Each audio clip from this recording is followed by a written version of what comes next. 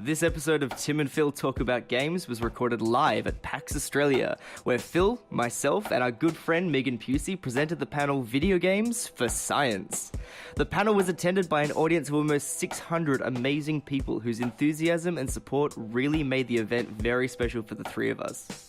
We would like to give a few quick shout-outs to everyone who attended, to the enforcers at PAX Australia who made the whole event run seamlessly, to Toby, the AV technician at the Melbourne Convention Entertainment Centre, for helping us record the panel and for getting the audio and visual stuff working so seamlessly. And also a very big special thank you to Thean, the enforcer assigned to our panel, who went out of his way at every step to ensure that our panel was the best experience it could possibly be for both us on the panel and for everyone in the audience. A quick heads up before we begin, the audio was recorded raw and unfiltered, so there are some times when the audio from the presentation overwhelms our voices, but I've done my best to try and make it as listenable, if not as enjoyable as possible. The panel will also be available on YouTube if you want to follow along with the video presentation as well, but for now, this is Videogames for Science at PAX Australia 2014.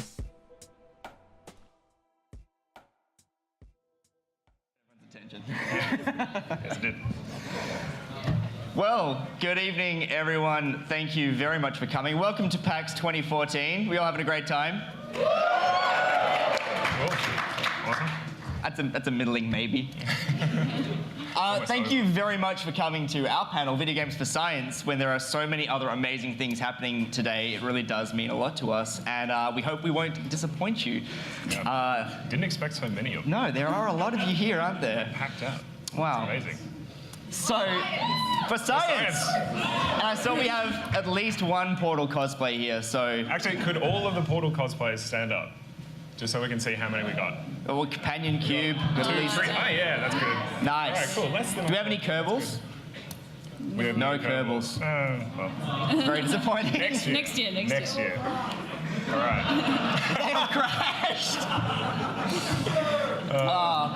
Too soon, yeah. See, didn't you see the black dust on the floor? Yeah. Wow. Anyway, so with no more further ado, let me please introduce the panel that we've got here today. First of all, on my right, we have Phill English. Yep, my name is Phill. I work as an analytical scientist over in WA. Actually, we're all from WA, but we'll get into that. I completed my PhD in 2011 with the incredibly exciting title Structural Studies of Titanal and Zirconal Sulfate Hydrates. If anyone wants to talk to me about that, that'd be great. No one ever has. So I've never asked him. Cool, all right, new best friend. More importantly to this panel, though, I've been a gamer since I was around about 4 years old. I first played an Amstrad CPC64, which, if you've been to the classic PC area, that's an Amstrad. It's not the same one as I had, but I was so excited to sit down and play with that. You can see the joy on my face there. But yeah, that's pretty much me. Over to Megan. So I'm a high school science teacher at an all-girls school. That was me yesterday. And I'm going to be talking about using video games in the classroom. I started off as a science communicator, so I was looking at communicating science in unusual ways. And now I'm teaching, and so I'm trying to teach in unusual ways. And back to Tim. And my name is Tim. I'm going to go through my bio in a little bit, but the basics of it is that I am a massive, massive gamer. I looked up my Steam stats just before the panel today to see if, let's put a funky Steam stat in, and then found out I have spent something like $5,000 on Steam games. But yeah, no, because it gets worse. Don't applaud that. This is the worst Alcoholics Anonymous ever. They're like, well done. Oh yeah. You drank all that bourbon. That was... That's really something. That's really something. I was like, it's okay. It's probably, I bought these things when they're on special. Like, this one I bought when it was $50 instead of $80, and it's telling me, it's like, no, it's $10, man. It's $10 now. So that's the uninflated price, which is even more terrifying. And then to find out that I've, spent over 3,500 hours in Steam games after my Steam stats got wiped 4 years ago. Which is really... And I know they got wiped because it no longer shows me as having spent 600 hours in Oblivion. So... I also have tattoos. My tattoos are all gaming tattoos. I have the Morrowind tattoo on my arm, and I became a cyborg earlier this year. I got my first implants. Got an NFC chip in my hand. I've got a rare earth magnet in my finger. I read magnetic fields down to about 1.8 nanotesla, which is pretty cool. If you have an Android phone, come up to Yeah, it. find me. If you find me somewhere on the floor later tomorrow or later tonight or whatever, scan his you can hand. scan my hand for fun stuff. That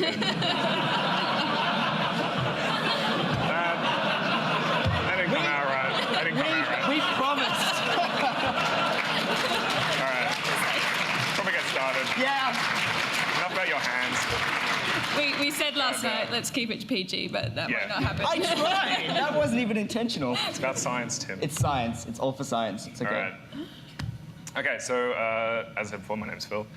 My task today is to convince you all, although it seems like we're not going to need much convincing, that performing science, performing scientific experiments is actually quite similar to playing video games in the way that you think about it. So hands up who has any kind of idea what the scientific method is or knows it. Oh, yes! Brilliant, I don't have to explain anything. Okay, so for the 3 people that didn't know what that was. So the scientific method is a way of investigating the world around us. It consists of 4 main parts. The first part is a question, asking a question of the world. The second part, excuse my really badly sprited arrows. The second part is developing a hypothesis that might help illuminate that question. The third part is testing that hypothesis, designing tests to do that hypothesis.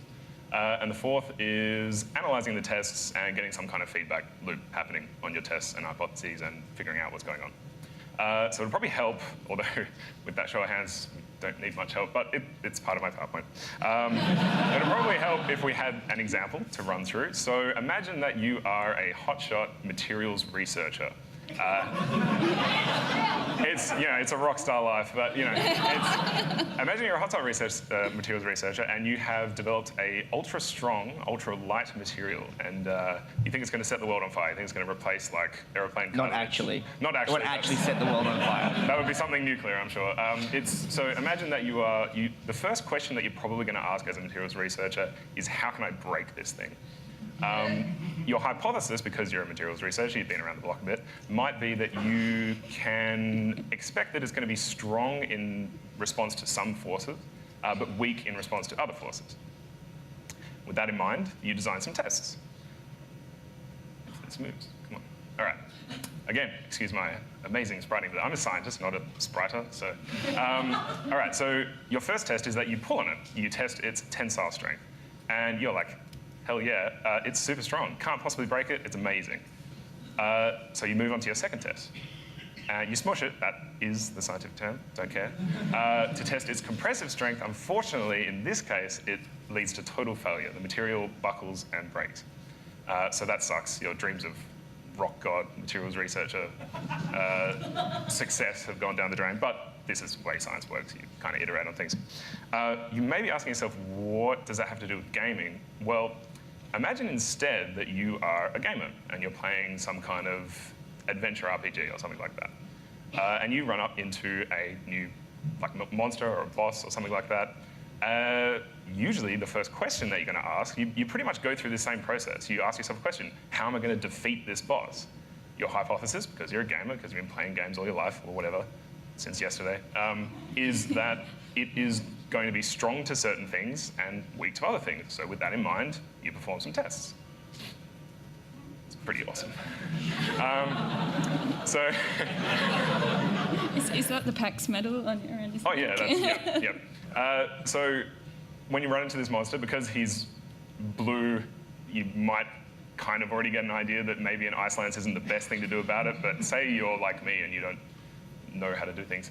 So you try and freeze it with an ice lance, and it kind of shrugs off the attack. Nothing happens. So instead, next time your turn comes around, you take a bit of damage, you cast a fireball at its chest, and it's a critical hit, boss catches fire, and explodes. So, really easy game. So yeah, you can kind of see that when you're playing a video game and you're comparing that to the scientific method is actually very, very similar. And most games will actually make you go through this process over and over again as you go through it. Some games say, like single-player first-person shooters, maybe there's not that much exploration through there. Like, you know, your question is, there's a guy with a gun in his hand running at me, how do I kill him? Your hypothesis is, shoot him in the head. Your testing is, shoot him in the head, and the answer is, he got shot in the head, he's dead. That's good. Something like Ocarina of Time, or you know, one of those real classic games that's awesome, will do a lot more with that. It'll give you a lot more items, more enemies, more environments that you kind of have to explore and understand the fictional world in much the same way that scientists use experiments and the scientific method to understand the physical world. So it's, yeah, I don't know, I think it's kind of a good way of equating sitting for hours at a time on a couch with, you know, doing science, which is kind of cool. All right, so yeah, next time you are frustrated, by the way, playing a Zelda or whatever, just imagine yourself as like equivalent to a nuclear scientist who's trying to work out a particularly difficult problem, and you can feel better about yourself. All right. So this is a little interlude. So we wanted to get some audience participation, and this is a Solve that game. equation. This is a game I like to call Pokemon or Physics, wherein the audience members try and discern whether or not this equation is a physics equation or as part of the arcane set of stats and rules that govern Pokemon. So I will ask the audience, do you think this is a Pokemon? So hands up if you think this is a Pokemon equation. Too many Pokemon players in the audience, clearly. So like roughly 2/3. Okay, who thinks this is a physics equation? We've got a savvy audience. Yeah, so that's actually a Pokemon equation. Can anyone tell you what it is? No, yeah, you can tell. You tell. Can anyone? Can anyone tell us? Can anyone tell us what that is? Sorry? No, it's not effort values, but good try. Yeah? Yeah, it's the catch rate. Catch rate. So it's whether or not something's going to pop out. All right, round 2. All right, the people who got the first one wrong, this is your redemption. Well, I told you not to press that button! sorry, experimenting. Okay. Yep.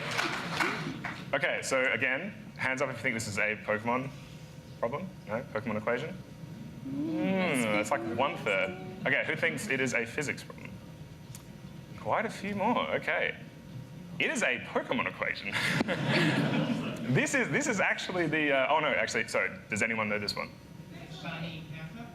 Sorry, shiny encounter? No, sorry, was it? Nope. No. Wake up from the sleep. Nope. No, that's a good one though.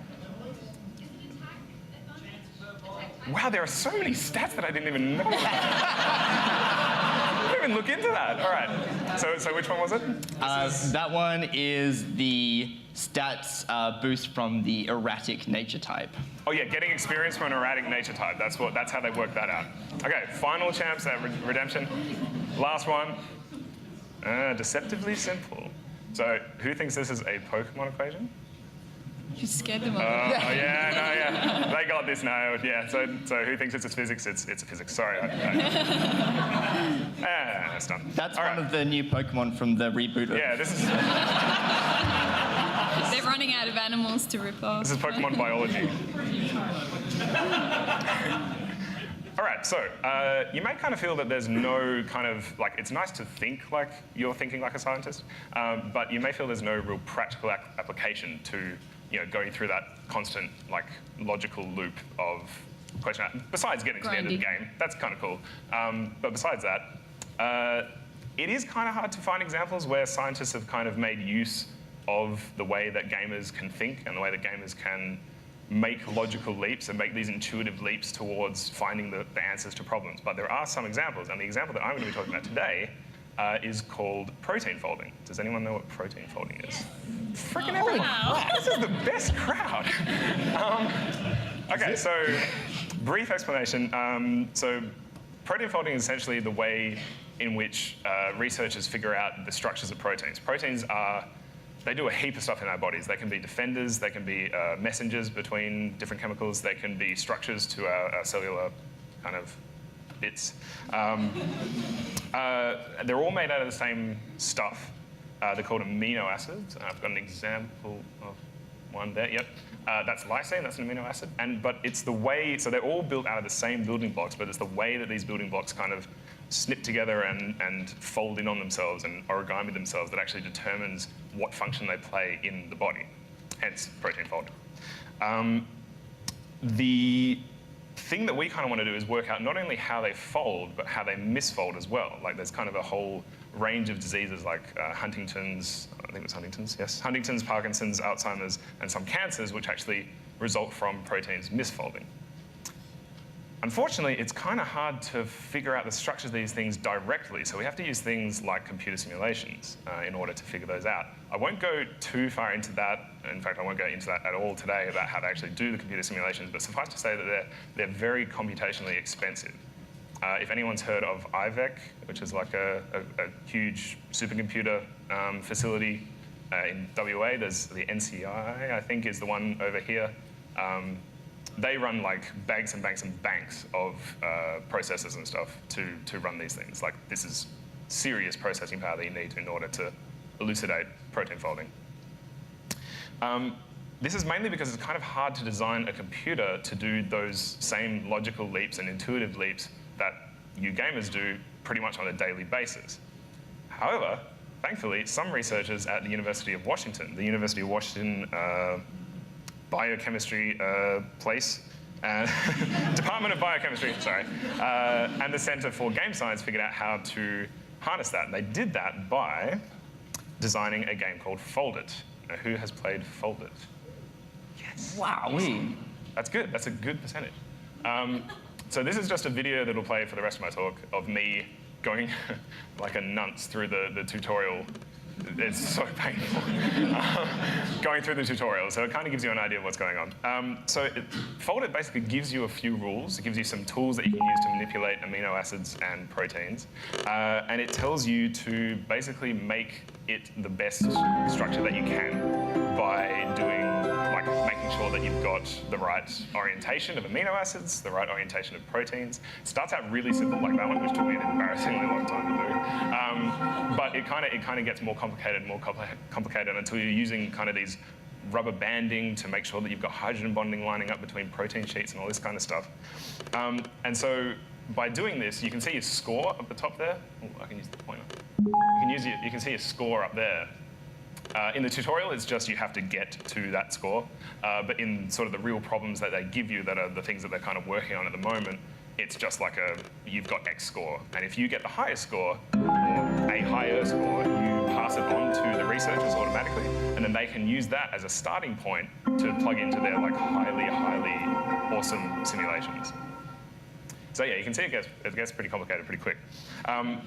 So it's kind of like any kind of high score table. So it's like Spelunky or Flappy Bird or whatever, except instead of running through caves really fast or flying through pipes, you are doing science and curing cancer, which is really cool. And kind of makes all those speed runs that you do through Super Meat Boy seem kind of pointless in comparison. That's a lie. I love Super Meat Boy. I don't regret anything. Phill, how far through Super Meat Boy have you got? I'm glad that you asked that, Tim. I'm a golden god. Yeah, I 100%ed it. It's like my proudest gaming achievement. All right. No. All right.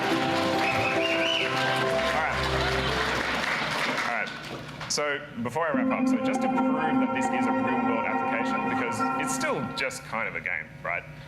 Just to prove that this stuff is real and it provides real solutions to things. In 2011, and since 2011, but the big thing was in 2011, there were two groups, or guilds, if you will, of players of Phill that banded together to work on these problems. And they were called the Contenders and Void Crushers, cool names. And they managed to narrow down a structure that had been flummoxing researchers for 10 years, and they managed to nail that down in 3 weeks. That's pretty insane. Not only that, they got a nature paper out of it. And I don't know how, like, I don't know whether or not people know the context of that. There were a couple of woos from the side. That's good. So Nature is one of the top 2 scientific journals in the world. If you get a Nature paper, it's awesome. You are like top shelf stuff.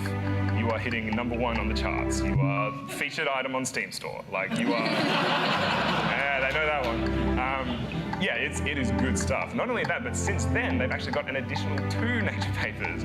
So 3 Nature papers in a lifetime is pretty damn good. And these guys have got it by playing a video game. So, you know, it kind of reinforces the fact that whereas you may think that just sitting down playing games, you're just kind of doing something that you enjoy, you're actually doing something that is really hard and requires a lot of effort and a lot of ability in order to complete games. So I guess to wind my thing up, because I'm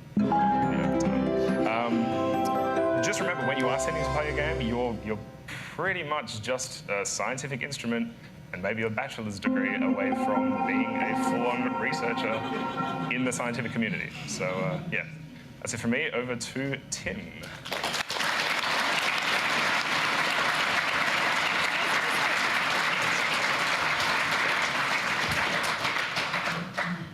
Okay, well, Are you on? am I on? No. Have I actually turned myself off?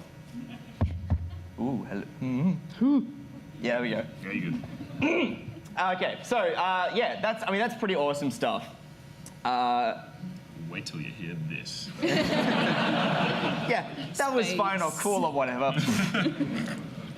So the point is that we now can sort of see that games and science are not really all that different from one another, which is kind of a cool thing to realize. So what we started to do is we started to draw these parallels further and say, just how much science do we see in video games?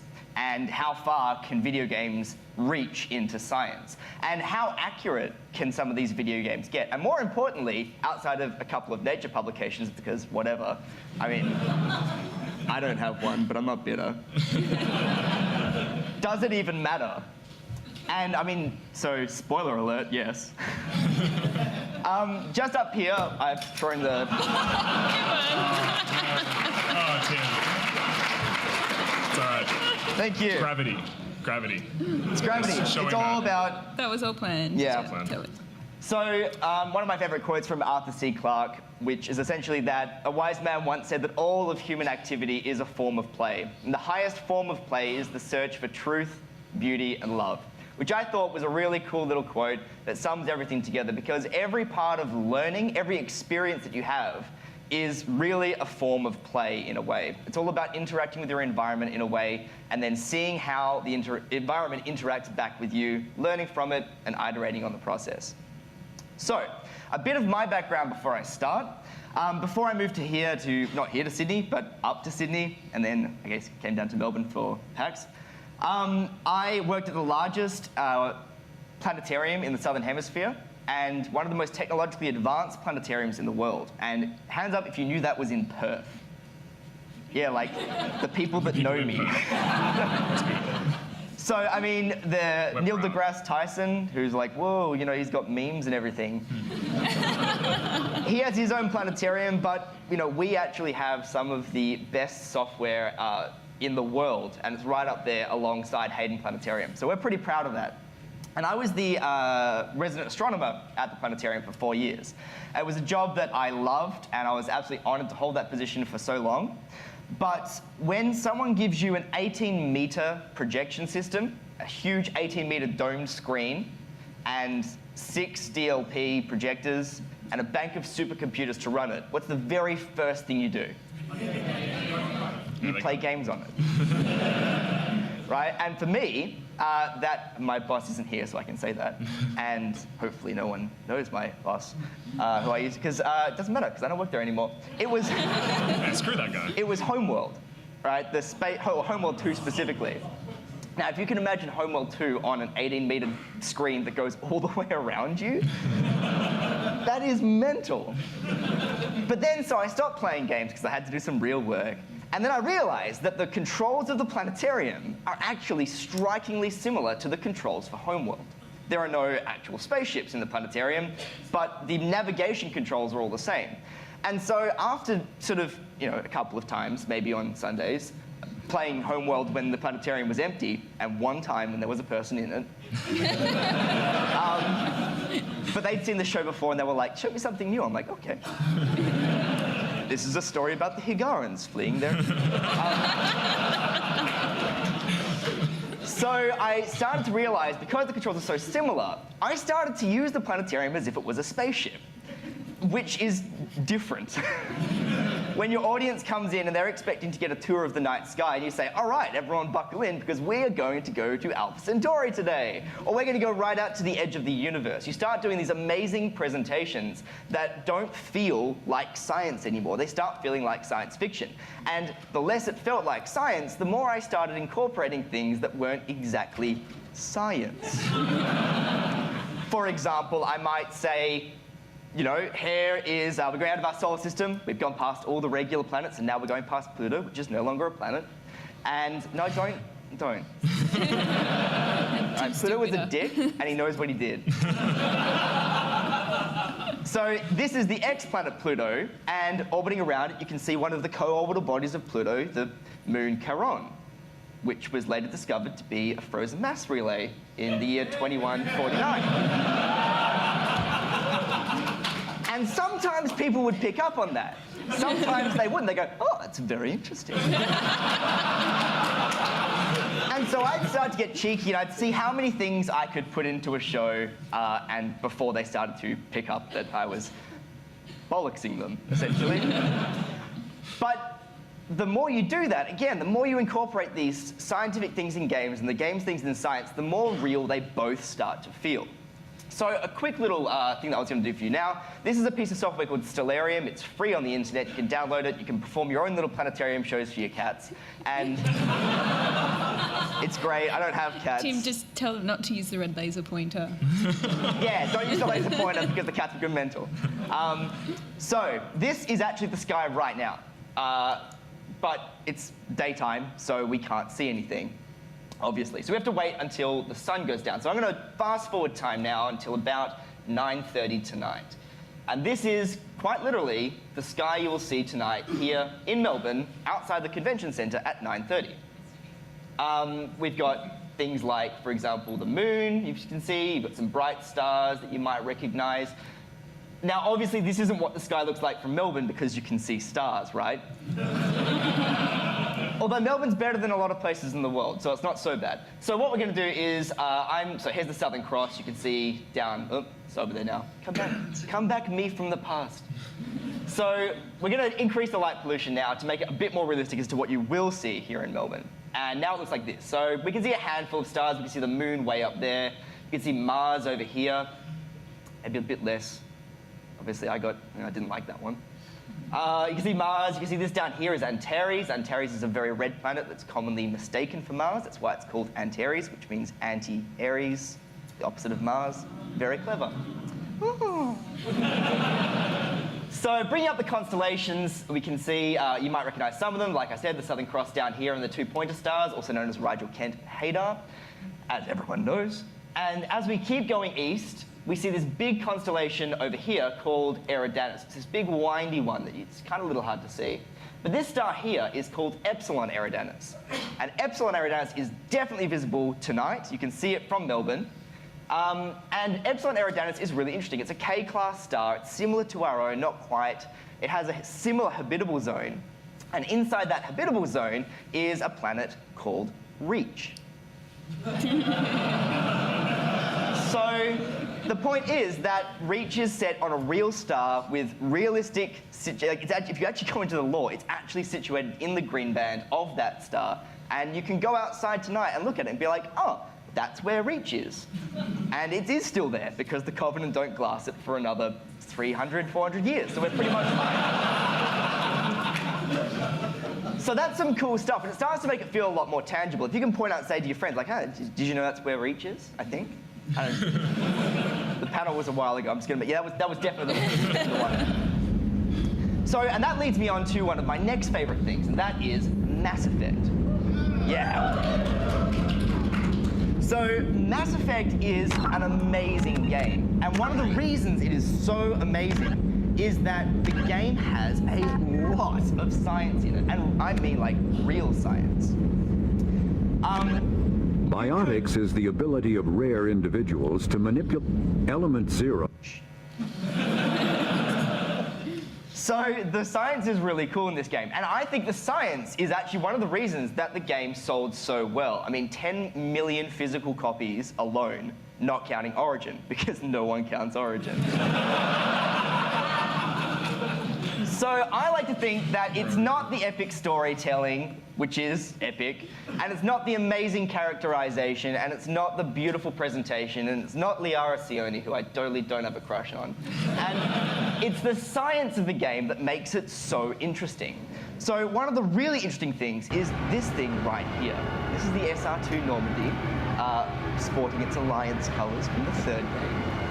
And you'll notice that this is just a loading screen. This flickers on for half a second if you've got a half-decent computer. I actually had to virtualize my computer to make it really bad, to make the graphic last this long to record it. So that's fun. But what's happening on the screen now isn't just chance, and it's not just some graphic artist who's going, sure, put some blue stuff here, some lights that go whoosh. Everything here is actually, it's there for a reason. So the front of the ship, you'll notice, is blue, and all the light coming in the front is blue, and the back of it is all red. That's a physical phenomenon called Doppler shifting. And if you read the entry on Doppler shifting in the game, so you can go into the codex and you can read about the FTL appearance, and it even goes so far as to say that the light at the front is so far Doppler shifted because they're talking about these relativistic speeds, so we're talking about really, really fast speeds, that light doesn't just become blue, but the cosmic microwave background, which is normally far deep in the infrared, is actually visible. It's so blue shifted it becomes visible in the visible spectrum.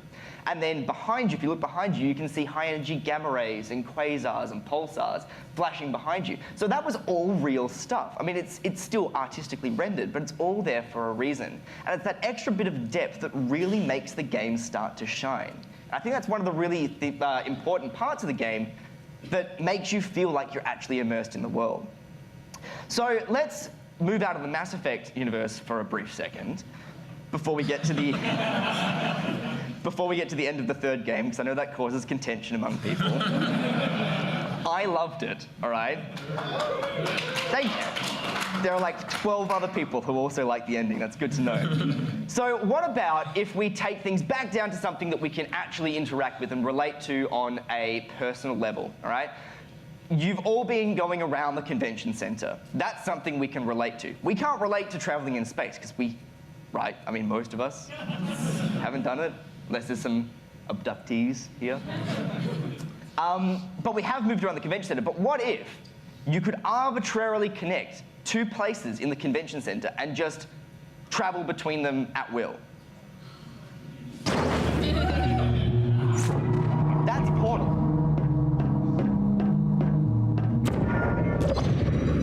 Spectacular. You appear to understand how a portal affects forward momentum, or to be more precise, how it does not.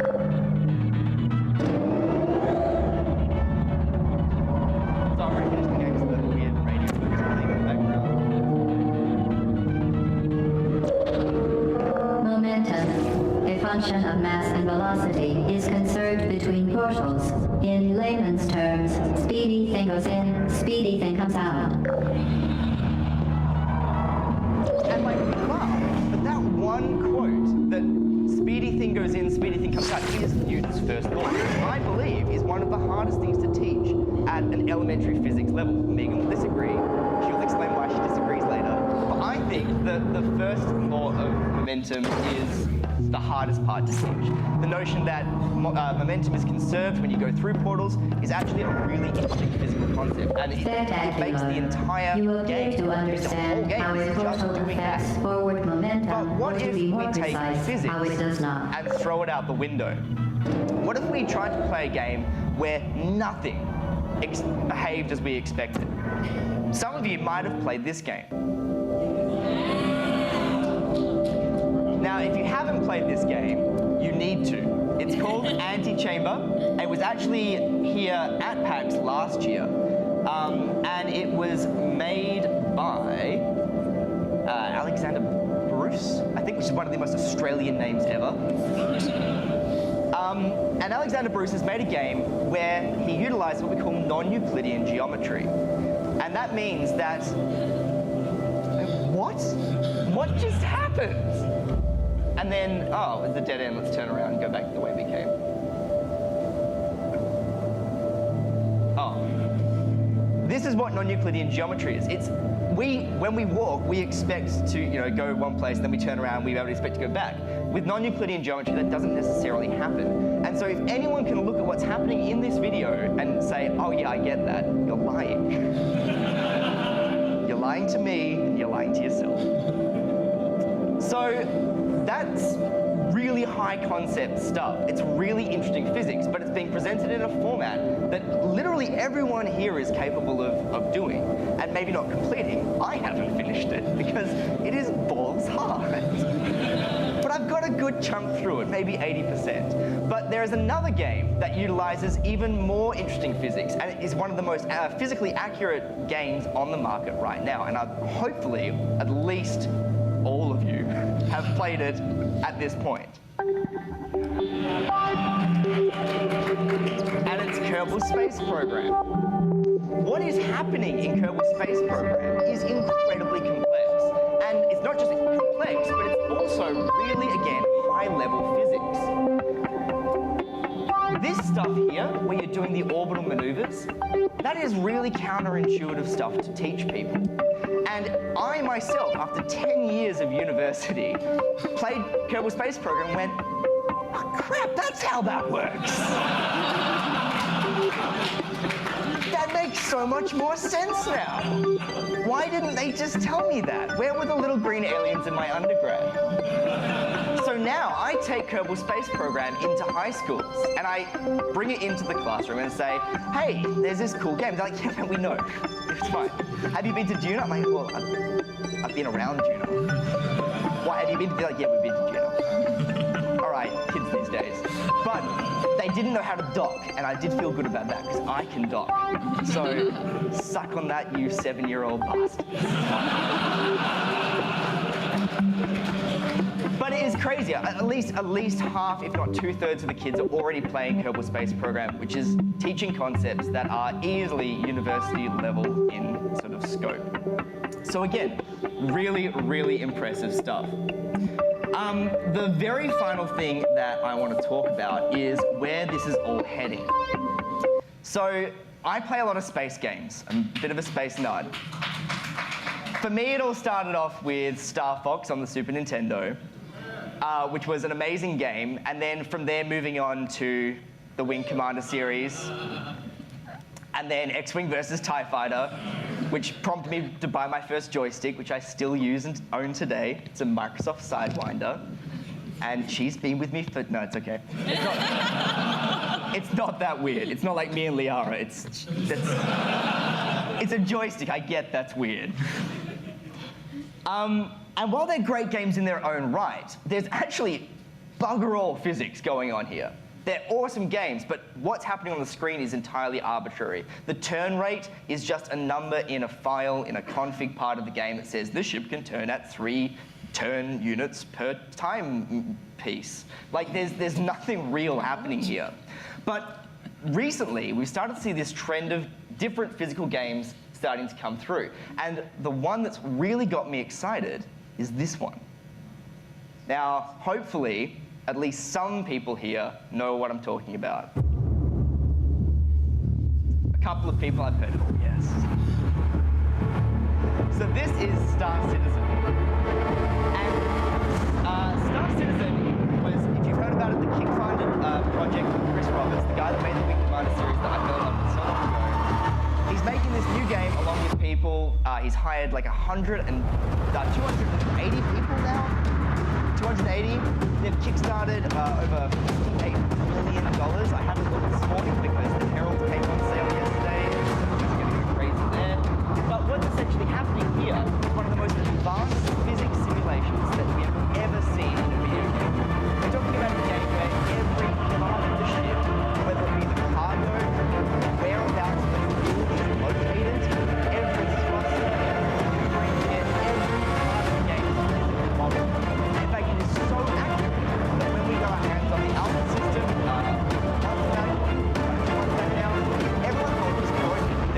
when I do this, it doesn't work. But it turns out that's what actually happened.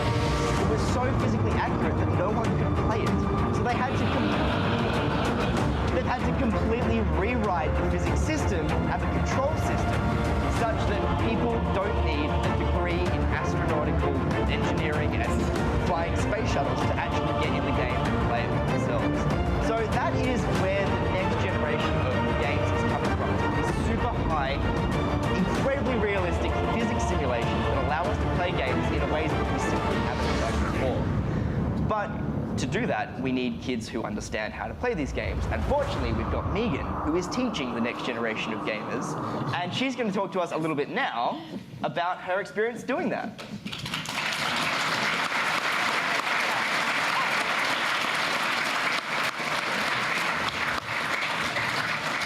All right. My name's Megan, working in high school, and when I heard Phill say his bit about his first gaming experience, I had to think back to mine, and it involved me sitting in my cousin's lounge room, gripping onto a NES controller with the edges digging into my palms while trying to pass the diabolical World 1-1 on Mario Brothers on the NES. So I started there on the console and sort of play a bit of everything. And when I started teaching, I wanted to bring that into my classroom. And like Phill said, video games have a lot in common with science, and for me as a science teacher, that was great. And they actually are designed to incorporate good learning principles into the gameplay. So Phill mentioned Ocarina of Time, which is a fantastic example. Has anyone played Ocarina? Yeah. That's a really good example of the good learning principles. A few of the things that I'm talking about include well-ordered problems. Often what you learn in the first problem is utilised in future problems, but they get progressively harder and harder. They're always just at the edge of your ability, so they're challenging, but still doable. If it was impossible, no one would play. They provide you with information just in time for you to be able to solve that next problem, or on demand for like Tim's codex in Mass Effect. And they lower the level or the consequence of failure so that you're more likely to take risks. And that's when you die and start again. I die a lot. So I started using video games last year, and I started with a few free video games, just in case I failed. So the cost of failure was very low. And my aim was to encourage my students to be more creative problem solvers rather than just being able to recite a bunch of facts and do some algebra and think that that's physics.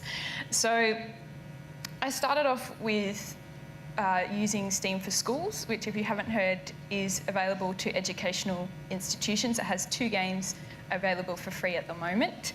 The first one is this one, Universe Sandbox.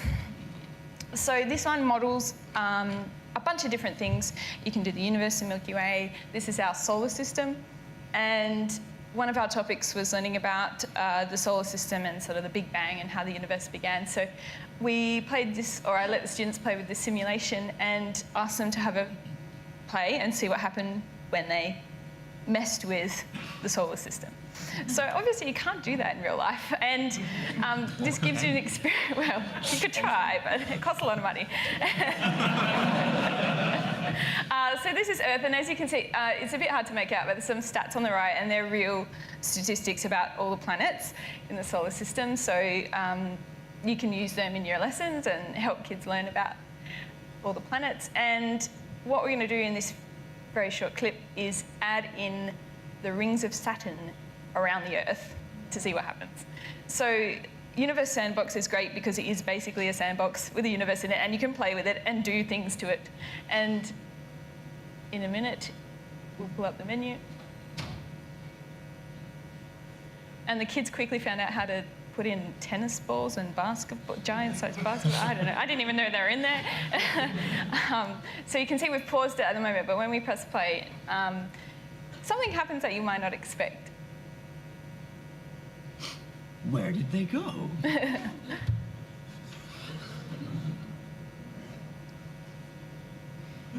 what's going on here? Well, what's happening there is that the Earth just doesn't have the mass to hold on to a ring system, and Saturn is very heavy, or it's very heavy compared to us. So what's happened is we had a ring system around the Earth, and then the Sun went, that's mine now. So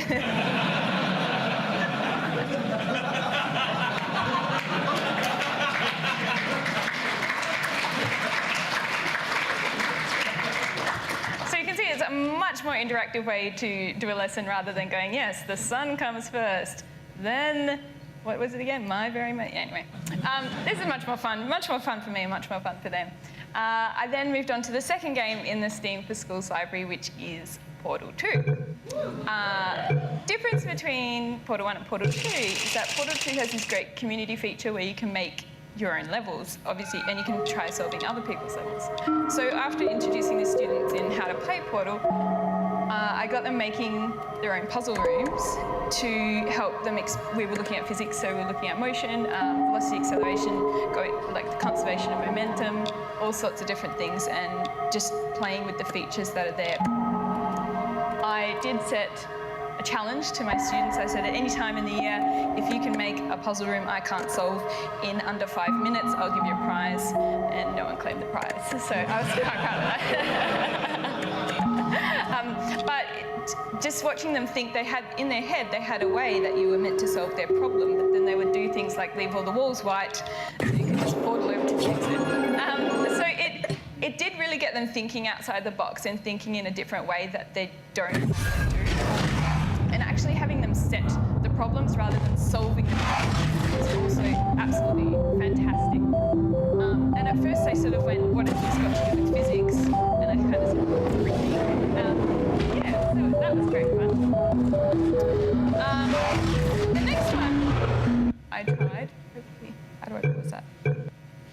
Oh, there we go, perfect. All right, so the next game I tried, also available for free to educational institutions, and I first tried this in alpha mode, is Total Maker, which is basically the current day Incredible Machine made by the same people. And it's very cheap, and you can get it on Steam, and then you're releasing a standalone PC version as well. So I use Contraption Maker with some younger students to look at energy transfers and transformation. So we had to look at what different types of energy were we seeing, how are they being transferred between different objects, or maybe even transformed into different types of energy. Again, with this game, it's a great community feature where you can download other people's levels, you can make levels yourself and put them up and have other people play your levels. And the students would just come up with the craziest way to solve problems that I would never even think of. And the current Contraption Maker actually has a video of their official solution, but you can also submit your own solutions, and it's just so interesting to see the wide variety of ways you can solve one problem. And as you can see, there's lots of different things you can do. You've got electricity with the light bulb, you've got magnifying glass, there's even lasers now, dogs, hamsters in cages, all sorts of things. So it's absolutely fantastic game, and yeah, again, free for educational institutions, so I jumped on that. The next one, which I've been using a lot to teach Newton's laws, which is very simple and elegant, but it's sort of a bit deceiving in that it is so simple but has a lot to it, is Osmos. So I get my students to download the free demo, and a lot of them then go on to buy the Android or iPad version. The PC version is only $10, and the apps are about $5. So as you can see, that was just Newton's third law. He liked to write things in Latin so the plebs couldn't read it. Hands up, does anyone remember any of Newton's laws? Probably a lot of people. Keep your hands up. Do you actually understand Newton's laws? Hands up. Keep your hands up if you understand and you're not a science person. Yeah. Okay. My point is, when you're trying to teach this to a 15-year-old who says, what the hell does that have to do with my life? They don't even work on Earth. It sort of goes against everything that you've experienced. It's really hard to convince them that, yes, these laws are true and they work. So we played this game, and the first one, Newton's third law, is the every action has an equal and opposite reaction, which everyone's pretty much the only one everyone memorises, is actually, I think, the most difficult one to understand. It's totally not. But in this game, that is how you move around. You have to eject motes behind you in order to move forwards. And on Earth, that just kind of doesn't really work because friction ends up slowing you down and stopping you, and students can't see friction, so they just think, oh no, everything stops. What are you talking about? Newton's first law basically says everything keeps doing what it's already doing unless something comes along and messes with it, so I think that's easy. And you can see, if you just let that go, it will keep doing what it's doing unless it bumps into a wall or hits another mote. And the second law just says, if something does come to mess with you, this is what's going to happen based on your mass and the force and the acceleration. So we've been using that a lot, or I've been getting the kids to use that a lot to introduce them to Newton's three laws. And they get a lot of aha moments when playing this game that I just can't get through other experiments in the classroom. So the big one that was my big experiment this year, which the school actually gave me money to do, I was a bit scared with $700. As a scientist, we don't normally see that much money. As a teacher, even less. Even less. We bought, or the school bought, 2 class sets of Minecraft EDU. It's an educational version which has some extra features in it, basically just modded for the classroom.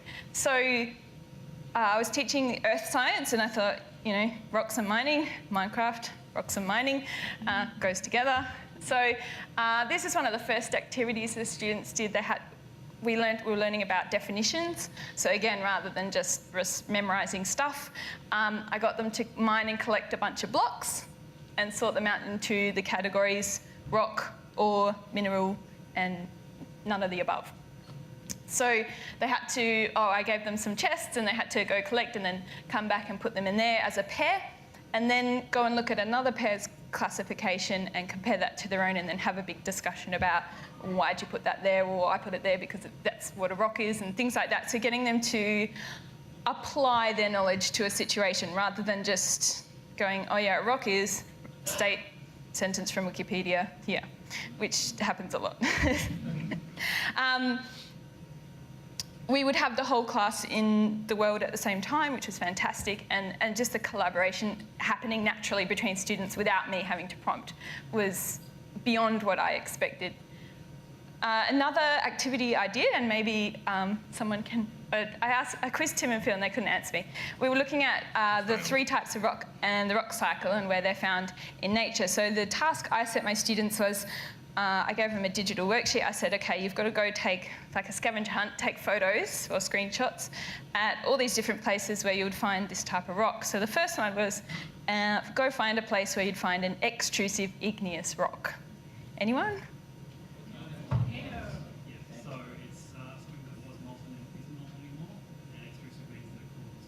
Yeah, so students, yeah. Come on. My students went and found some lava above ground and took a photo. Then asked them to find an intrusive igneous rock. Again, basically the same thing, except underground. So that was one of the simple tasks we did, and I tried to use short and sweet tasks to start with because I'm still learning, and cost of failure, you know, quite low, 1 lesson down the drain rather than a whole term. So that's the sort of things I was doing in Minecraft. There are a lot of other teachers doing a lot of other fantastic, more involved things out there as well. Some of the challenges I faced, which I didn't expect, was a lot of my students hadn't played Minecraft before. So I had about 44, 45 students who I did this experiment with, and 18 had never played before. Half of them said they did not play PC or console games, they only played mobile games. And this is the sort of thing I had to deal with. Okay, I'm just going to have a look around and let's see what I find. I fell down a hole. I keep falling down a hole. That's cool. Whoa. Oh my god. So I should come down here momentarily. I'm stuck in a hole because I can't butterfly. Right, thanks for that. Next one was things Laura, like don't this. steal my stuff. I gave them a bit. What category were you thinking of putting them in? Grace! She's like taking my test.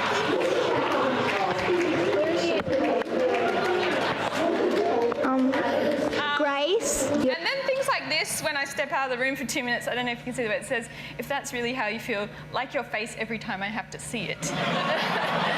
I also made the mistake of leaving on creative mode where they found splash potions, so that was half a lesson down the drain. But the EDU mode does come with extra teacher controls. I can freeze students, I can mute students, I can give them items, I can teleport them places. It's just a lot more, it's fantastic, basically. And the last thing I wanted to show you was, again, something unexpected. After I finished using Minecraft in the classroom, we finished Earth Science, went into the library one lunchtime, a bunch of girls on their laptops from my classes playing, and other classes playing Minecraft. They made this together with, I didn't even know, they set up their own server and created a replica of Hogwarts with the...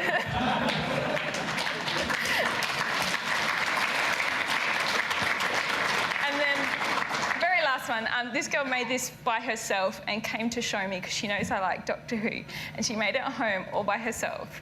And